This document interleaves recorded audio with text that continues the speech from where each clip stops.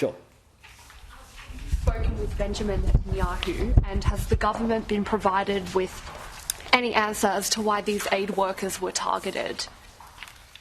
I spoke with Prime Minister Netanyahu this morning with a phone call that was organised overnight.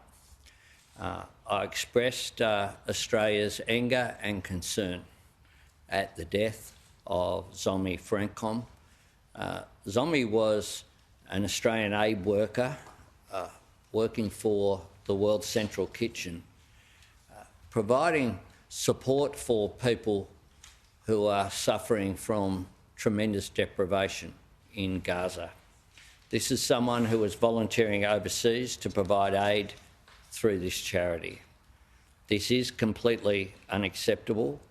The Israeli government has accepted responsibility for this, and Prime Minister Netanyahu conveyed his condolences to the family of Zomi Frankcom and to Australia as a result of this tragedy.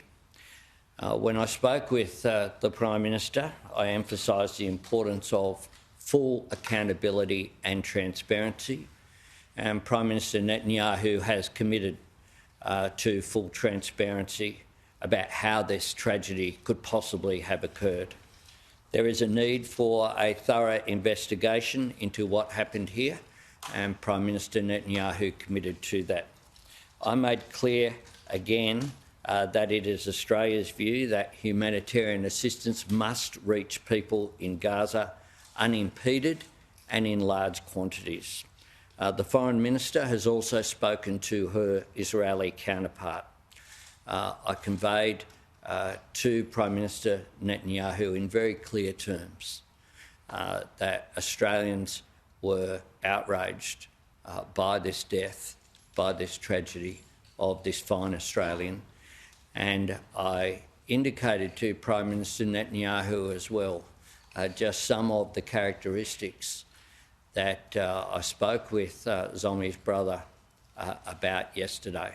This is an Australian who we can all be proud of, someone who not only was in Gaza assisting people in need, but had in the past provided support for people in Bangladesh, in Pakistan, here in Australia after the bushfires.